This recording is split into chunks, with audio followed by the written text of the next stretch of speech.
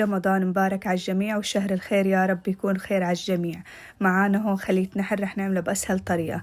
عندي كوبين طحين منخولين نزلت عليهم معلقتين سكر ومعلقتين حليب بودرة و10 غرام خميري ومعلقتين كبار زبدة دايبة ومعلقتين كبار لبن بحرارة المطبخ، وهدول هن سر الهشاشة للعجينة.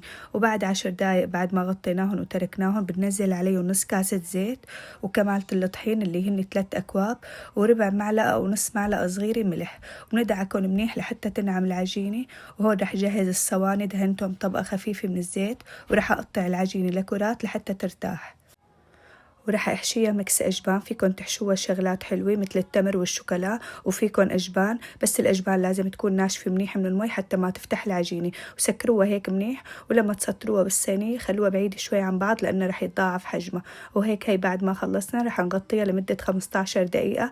وبالنسبة لدهن الوش فيكن تدهنوها بالبيت، بس أنا هون استخدمت كوب حليب مع ربع معلقة صغيرة قهوة النسكافيه سريعة الذوبان، بس حاولوا لا تكتروا لأنه بتعطي مرار. ورح ندخلها على فرن حامي مسبقا على درجة حرارة 250 نار متوسطة. أول ما تشوفوا احمرت حوافها من تحت بترفعوها لفوق، بتحمروها شي بسيط. وهي هيك كانت النتيجة من أطيب الأكلات للسحور، والريحة ما شاء الله، واستودعتكم الرحمن.